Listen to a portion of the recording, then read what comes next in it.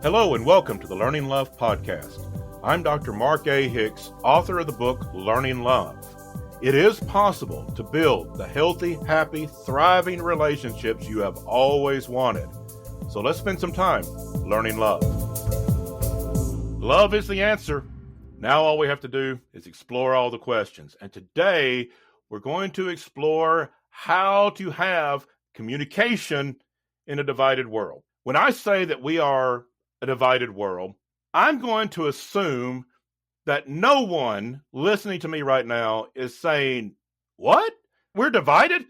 Where did he get that idea? That's the one thing we seem to all agree on, that we are divided. We are divided within our homes. We're divided in marriages. The divorce rate is always high. We are divided in our communities. We're divided politically. We know that. We're divided as a nation. We have strong divisions in our world society. The one thing we have unity on in this world is we all agree that we're divided. And so how do we have communication in the midst of all that? When we have such strong divisions between us, how do we go about building communication where we can actually talk to each other and work out some of these divisions? Now, first of all, let's figure out why, or at least some of the reasons why we have such division. And let's get past the idea of, well, because the other side is stupid, or my family are idiots, or anything like that. Okay, let's just not go with the name calling. Let's look at deeper reasons than that. One of the reasons that we have such division is that our brains work on a primitive level many times. There are just certain instinctual things that our brains do. And one of those things is it has a negative bias. The brain is looking for negative things, not positive. The reason for that is negative things can hurt us. Negative things do us harm, either emotionally or physically. And the brain wants to look out for those. And anytime something happens that is negative, that harms us in some way, physically or emotionally, the brain files that away in a very special place to remember that and to look out for anything similar. So anytime you're in a situation that is close to that previous situation, we are going to react to that. Our brains are going to send out that signal of, pay attention, this is just like that terrible thing that happened before. That's why some people trigger you even though you barely know them, because they remind you of someone who has hurt you, who has done you wrong along the way, that has caused you some kind of emotional or physical harm. We see somebody with similar personality traits and automatically we just don't like them. We just react to them in negative ways. Our brain has that bias. Our brain doesn't go around looking for positive things. It doesn't go around trying to find the beautiful side of life, because that's not going to hurt us. That's a higher level of thought. We have to pay attention to that. We have to do that on purpose. And so with that negative bias, we are always on guard. We are always looking for things that might harm us, offend us, or make us angry, or do something that puts us in a bad spot, that somehow harms us emotionally or physically. And the brain also does not draw a great distinction between those two. Somebody attacks you physically, the brain's going to react to that, obviously. The brain's going to want to defend yourself. The brain is going to kick into action. You're going to have greater strength. You're going to have a rush of adrenaline. You're going to have a way of physically defending yourself against this attack. The very same area of the brain reacts when someone offends you, when someone attacks some deeply held belief. So somebody says something about your dear mother, you're going to react in the same kind of way emotionally that you would if somebody physically attacked you. Somebody says something about your deeply held political beliefs, it's going to feel the same way as a physical attack. Somebody says something negative about your religion, it's going to feel the same way as a physical attack. The same area of the brain reacts to both physical and emotional attacks, or what we perceive as an attack. And so with our brain reacting that way, it's going to make it hard to communicate when somebody offends us, when we are divided. Instead, there is this idea of fight or flight. When somebody offends us, somebody says something, and our brain kicks in as if that was an attack. When we get attacked, we're either going to fight back or we're going to flee. There's going to be fight or there's going to be flight. And in a social situation, families, communities, national situation, societal situation, that ends up being that we're going to fight with each other, whether it's politically or actual war, or we're going to run away. We're going to divide each other. That's kind of a civil war kind of thing. We're going to divide, or on a family level, it might be divorce. We're going to divorce and separate. There's a flight. There's a getting away from that situation.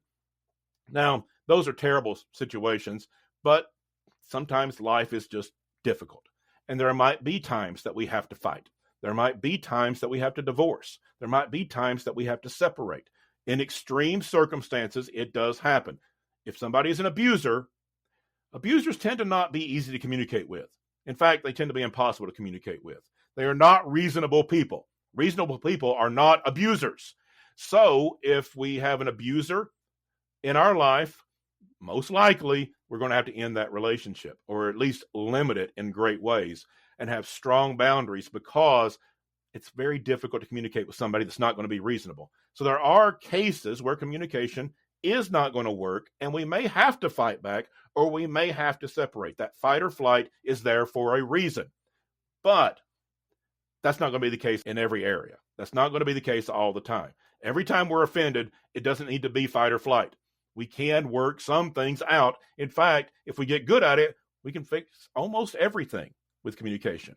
Maybe not everything. It's not completely ideal.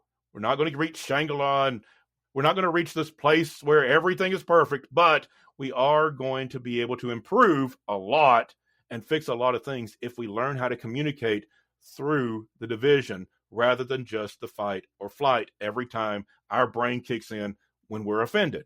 So how do we go about doing that?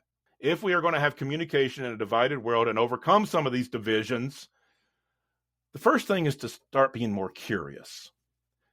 We have a tendency to always want to get our point across, to always get the other person to understand how wrong they are and how right we are. And if they could just understand how right we are, and they would understand the level of our rightness, they would feel very bad about the level of their wrongness, and everything would be fine. Well, that might be nice, but it's not going to work. Because, again, we have this negative bias.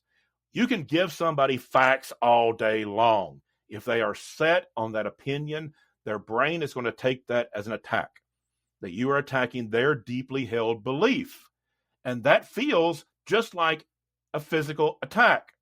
And when somebody is being physically attacked, they're not feeling very reasonable. They're not trying to just sort out the reasons behind that attack. They just want to defend themselves.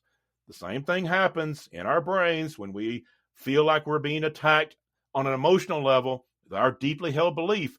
And so we're not trying to sort out why they said that. We just want to defend ourselves. And so if we are going to just pummel people with facts about how wrong they are, it may make us feel better that we got our point across, but it's probably not going to change the situation because they're not going to be able to hear it. People are going to get dug in and defensive when they feel attacked. That's just how our brain works. It doesn't mean they're bad people. It doesn't mean they're stupid. It just means that's how our brain functions. That when we feel attacked, we are not very reasonable people. We are defensive. And so, if we are going to have communication, stay curious. You don't have to agree with somebody, but at least ask them why they believe what they believe. Ask them why they have that position. If they are attacking your religion or your family or your deeply held belief, yeah, you're going to feel defensive. But if you really want to try to work some things out in your relationships in life, if you want to have better friendships, better connections with coworkers, better family life, instead of being defensive, be curious. If somebody disagrees with you, instead of pummeling them with facts, be curious of how they got to that place. People love to talk about their opinions. They love to express their opinions. They love to tell you what they think and why they think it.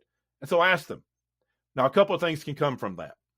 Once you are curious, doesn't mean you agree with them, doesn't mean you're changing your position. You're just allowing them to express why they believe what they believe. that leads to a couple of potential outcomes. One is sometimes people have never really evaluated why they believe what they believe. They just believe it. They've just settled into that. They were raised that way. They were taught that somewhere along the line. They bought into this line of thinking, and that's what they believe. And they've never really evaluated it. When you discuss it with someone and you genuinely are curious, you're not trying to attack them. You're just curious about why they believe that, because it's different than how you believe. And you don't understand how they got there. So ask them how they got there. Sometimes people will actually start to see that what they believe doesn't make sense. When they can't explain it to you, sometimes they'll begin to have some different thoughts. They'll start to see that they've gotten dug into a position that they don't even really understand themselves. And that opens door for discussion. That gets to be a place where both people are curious. How did we get here? How did we come to this? And maybe there's some things that we could learn here. When people have to explain why they believe what they believe, they have at least the opportunity to evaluate it. If we are genuinely curious and buy into the fact that people love expressing their opinions, allow them to. Ask them to explain it. And it gives the opportunity for them to evaluate their own position, which they may have never done. That can open doors for communication. Secondly, if you are genuinely curious and allowing them to explain to you how they got the belief system they have, very often you can earn the right to explain why you have the belief system you have. That becomes a discussion. You've now earned the right. You've not pummeled them with your facts. You've not pummeled them with all this stuff that should change their opinion and made them defensive, and now you're in a conflict. Instead, you've earned the right to express your opinion and to explain why you believe what you believe. And again, you might have to evaluate your position if you've just gotten dug into a place. That's where discussion takes place. That's where communication takes place. When we are actually communicating with one another because we're explaining what we believe and why we believe it, and we're in the process of evaluating that as we explain it, and we're asking each other questions, not attacking, just trying to understand. We're staying curious, and gives us opportunity to actually be in discussion. Now, the third thing that comes from that, let's say at the end of the day, nobody's changed their mind. Nobody has changed their mind. Nobody's going a different route. We're still in the place that we were. Usually, there's more respect there. Rather than fighting it out, yelling at each other, trying to get the other person to see how stupid they are, instead, when we are actually discussing things, we build respect. And respect can go a long way, even if we don't agree with each other.